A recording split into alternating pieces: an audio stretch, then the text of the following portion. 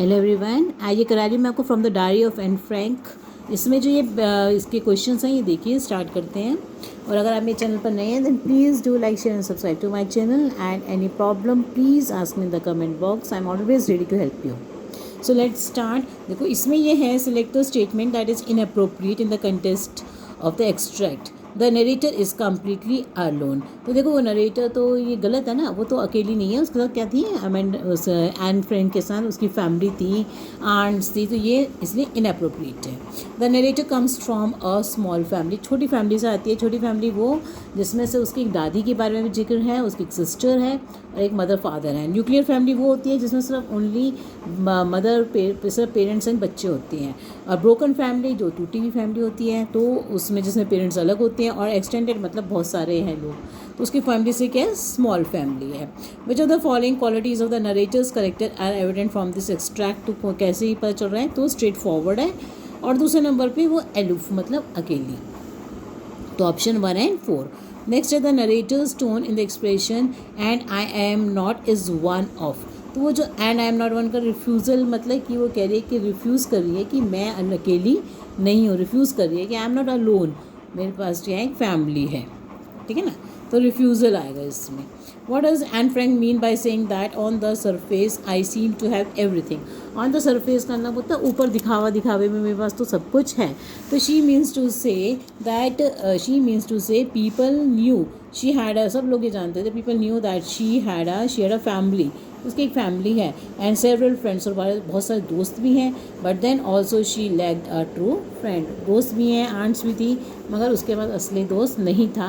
इसलिए वो है सरफेस पर दिखता था कि she had so many, she had everything, but in reality she lacked the true friend. Identify and code one stereotype. तो स्टीरियोटाइप क्या है, मतलब क्या अंधविश्वास है कि no one will believe a teenager. तो उसको ये लगता है कि कोई टीनेजर की बात पर विश्वास नहीं करेगा, या उसकी जो डायरी लिखेगी उसको कोई वो नहीं करेगा। The extract expresses a contrast between what Anne Frank has and what she needs. मतलब उसके पीछे कंट्रास्ट है कि उसके पास क्या है और उसको क्या, मतलब उसको मिस करता है। तो कंट्रास्ट है मतलब सब दिखाई देता है कि उसके पास सब कुछ है, पूरी फैमिली है, but then also she is alone because she misses a true friend. So there is a contrast. उसके बाद देखो ये है, the narrator has been in search of a true friend. In the context of the above extract which of the following is most likely to be false. इसमें से कौन सी जो statement है वो फॉल्स है, तो वो देखो, stop talking to her friends, classmates, teachers and family friends. तो वो बोलना थोड़ी बंद कर देती है जब उसको ट्रू फ्रेंड नहीं मिलता, तो वो कंटिन्यू करती है, बोलना नहीं बंद कर देती है, ये वाला गलत है। उसके बाद है प्लंज का कह रहे हैं, तो देखो Aman and Meeta have finally decided to take the plunge and get married, तो इससे मैच खाता हुआ ये है। नेक्स्ट देखो द एक्सप्रेशन आई बेटर, तो इज़ यूज टू कन्वे, तो क्या दिखाई दे रहा है, ऑब्लिगेशन। मतलब ऑब्लिगेशन मतलब उसको ज़बरदस्ती लिखना पड़ रहा है अपने डायरी में अपनी फैमिली के बारे में, अपने बारे में, वो जो उसको पसंद नहीं है। तो ऑब्लिगेशन का मतलब है कि भाई ज़बरदस्ती है उसको।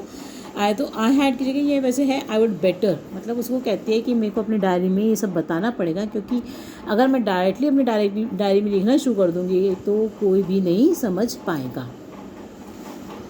इसे इसका आ जाएगा, she dislike telling about her and about her. अब देखो, much as I dislike doing so, तो उसे क्या पसंद नहीं था कि वो अपनी फैमिली के बारे में और लिखिए अपने बारे में, मतलब पूरी डिस्क्रिप्शन दे उसमें डायरी के अंदर। तो she dislike telling about her and about her family.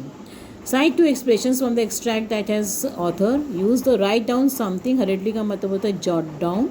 Start doing something enthusiastically का मतलब to plunge right in.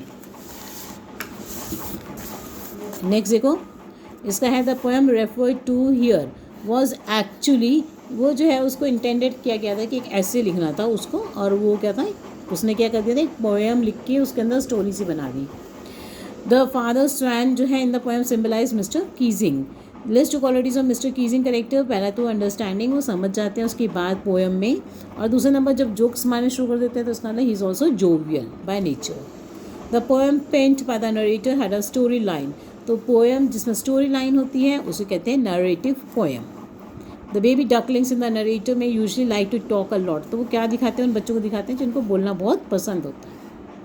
Which of the following did not happen as a consequence of the narrator's poem, तो क्या नहीं होता जब narrator की poem से, तो क्या नहीं होता, तो देखो ये इसमें आंसर आ गया इसका, the narrator stop talking and started getting more homework. तो नहीं, वो बोलना नहीं बंद करती एंड फ्रैंक, और साथ में उसको जो है ज़्यादा होमवर्क भी नहीं मिलता। उसके बाद ऑन द कंट्रारी की जगह आप इन कंट्रास्ट भी लिख सकते हैं। तो इसमें स्टेटमेंट में है कि on the contrary mister Keesing always making jokes these days.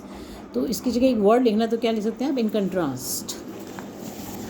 Next देखो, इसके बाद है mister Keesings behaviour shows that he was impressed. यहाँ पे कौन सा वर्ड होगा? इम्प्रेस्ड होगा विद एंड फ्रैंक्स वेट, मतलब वो इम्प्रेस हुए उसकी वेट, मतलब उसकी रीजनिंग पावर देखकर। So thank you for watching my video. Any problem, please ask me in the comment box.